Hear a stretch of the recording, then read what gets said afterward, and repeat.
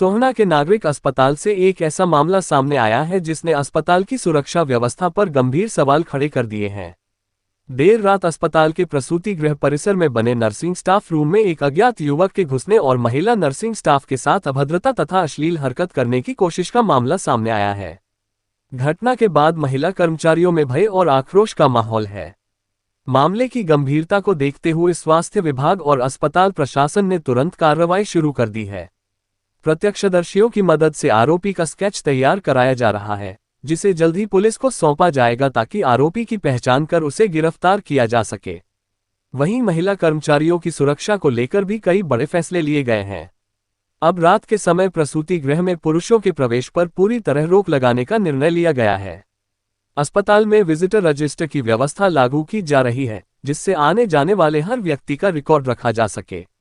इसके अलावा अस्पताल परिसर में लगे सभी सीसीटीवी कैमरों की जांच कर उन्हें दुरुस्त करने के निर्देश दिए गए हैं। तो ये हमारे उच्च अधिकारियों से हमारी बात हुई है, तो उन्होंने हमारे लिए काफ़ी कुछ किया है। यहाँ पे गार्ड को 24 घंटे के लिए बोल दिया कि गार्ड हमारा कहीं और नहीं जाएगा। जैसे वो पहले बाहर उसकी ड्यूटी रहती थी, तो उसकी अभी ड्यूटी बाहर से हटा के अंदर ही लगा दी गई है। रजिस्टर मेंटेन कर लिया है हमने कि कोई भी अगर अंदर आएगा तो उसका फ़ोन नंबर हम लिखेंगे, तुरंत लिखेंगे, और उसका नाम, एड्रेस जो भी है, पेशेंट, कोई भी पेशेंट का रिलेटिव अंदर आएगा। यहाँ पे जेंट्स अलाउड नहीं है, तो जेंट्स अभी बाहर ही रहेंगे। अगर कुछ ज़्यादा इमरजेंसी होगी तो ही हम उन्हें अंदर बुलाएंगे। सुरक्षा को लेकर तो जैसे सिक्योरिटी गार्ड है हमारे पास, नाइट में 2 होते हैं। उनको स्ट्रिक्टली बोला गया है कि एक जो गार्ड है वो लेबर रूम में होएगा पूरी रात और एंट्री करेगा हर उस पेशेंट की जो आएगा, या फिर पेशेंट है या फिर उसका रिलेटिव है। अनफॉर्चुनेट इवेंट जो सोना हॉस्पिटल में हुआ, ये बहुत ही अनफॉर्चुनेट है। मैं इसकी तहे दिल से खंडन करता हूँ। इस तरह के इंसिडेंसेस नहीं होने चाहिए, और इसके एवज में हम बेसिकली एक 5 स्टेप रिजीम को फॉलो कर रहे हैं, जिसमें सबसे पहले हमने जो गार्ड की नियुक्ति है लेबर रूम में परमानेंटली कर दी है।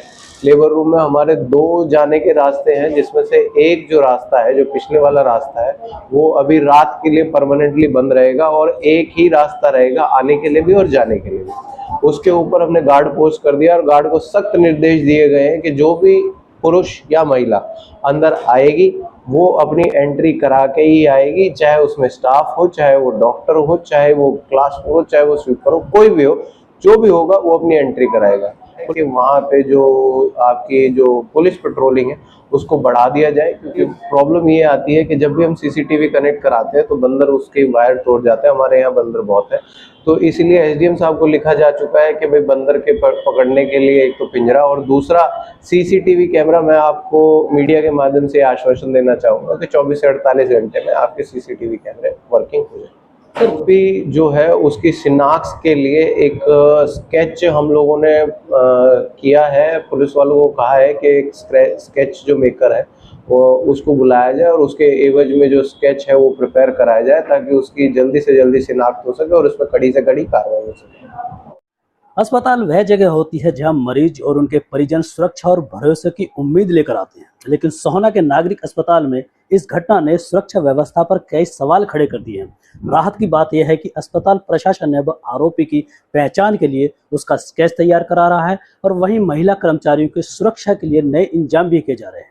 वहीं अब सभी की निगाहें इस बात पर टिकी हैं कि आखिर अस्पताल जैसी संवेदनशील जगह में सुरक्षा में सेंध लगाने वाला यह शख्स कब तक कानून के शिकंजे में आएगा।